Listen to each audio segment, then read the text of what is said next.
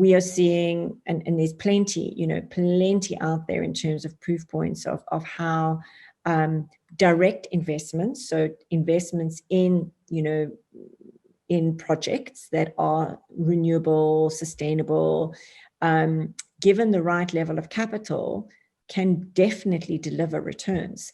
The issue is these are the very projects that are misunderstood by the broader financial services community. They are under invested in, or they are having to rely on investment from government, which is slow, and is fraught with friction in terms of bureaucracy. So the issue is not so much that these investments are not good investments.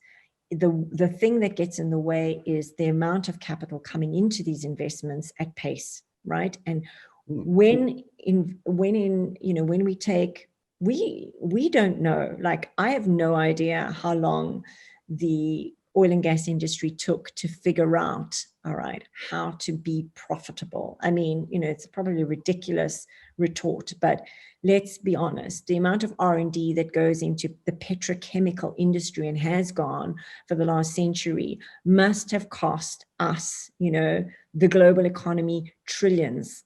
Now, we have to accept that these new market industries or these new direct investments that are representing much more sustainability are going to need a period of incubation, but they are vital. And the better the technology gets, the faster they will be able to scale and prove out a return.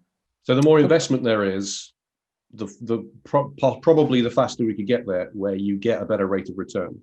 So it's a matter of like scale and the volume of investment, right? In that sense.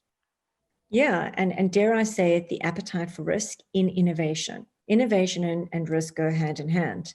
And it is, for people like you and I, this is so obvious, but the movement away, risk is everywhere.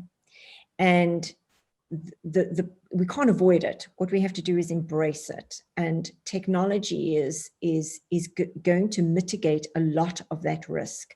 So where we're in now is the faster, certainly, that sources of capital can get their heads around technology and the technicalities of the industry, the better, right? And therefore, it's a virtuous cycle. They can release more capital into the innovation improves faster, it scales faster, and hey, we get a better return, and we're doing good by society and the environment.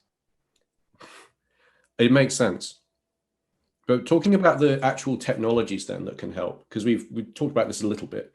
Yeah. Are there any, or I guess I would say, which emerging technologies do you see as maybe having the biggest potential at the moment to help promote sustainability or sustainable growth? Are there any particular ones?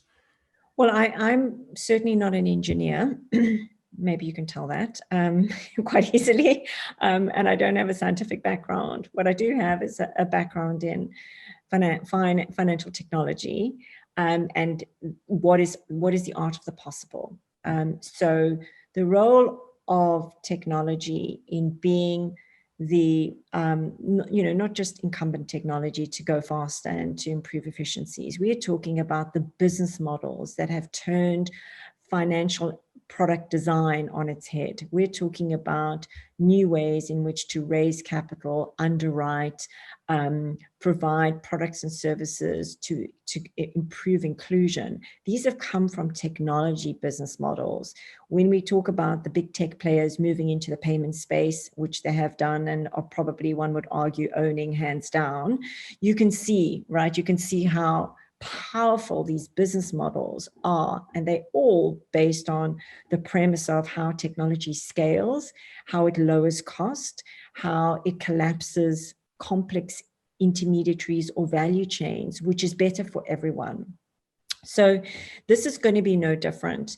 The last bastions of change, certainly from a fintech perspective, were always insurance and asset management, and to a degree wealth management. But as you kind of move towards private capital and retail investors, so you saw more fintech propositions come to light. But Now what we're seeing the structural change needed in these big walls of capital, the big institutional players, which is very interesting to watch, because it's like a huge discomfort for, oh my God, technology, how's it going to be a business model change for me? And so the kind of greening, the structural greening of the financial value chain from institutional asset management through to you and I is a huge job to do. And what's going to be super interesting is seeing, okay, how new market players from a financial services perspective come in and aid that transition, unpick parts of that value chain. So let's give an example. Let's help with that. So one of the big issues we've already discussed is how does capital understand new investments, right? New investment opportunities in sustainability, whether they've been transportation, logistics, maritime. One of the ways it has to get to grips with this new world is understand climatic data, unstructured data, data coming from oracles or IoT devices or satellites. The financial services community, certainly portfolio construction players or fund managers, have never really had to think about this. Now they really have to think about this, because this is what's going to determine how they develop risk for their portfolios or their underwriting strategies. So there's a big role to play for data analytics, AI providers, quantitative computing. These are big terms, but they actually really are coming to life in this space, as are the ways in which technology can be used to stress test, because we're living in unprecedented times. It's no use looking at risk models of old. We have to learn as we go, right? So this staccato move of the financial services world, the kind of risk assessment, risk modeling world, going, okay, well, we'll build a risk model, we'll test it a bit, and we'll stick with that. We'll stick with that for the next 20 years, right? Ain't going to cut it. Right? The world is evolving. It is a amorphous, changing system, and the risk is coming at us more than we can ever imagine. So the way in which technology can aid this, and fintech technology specifically, is really helping the players in the market get much more familiar with experimentation at a faster pace. And the more you model, the more you scenario plan, the more you stress test, the better equipped you are for assessing where the opportunity is and where the risk is.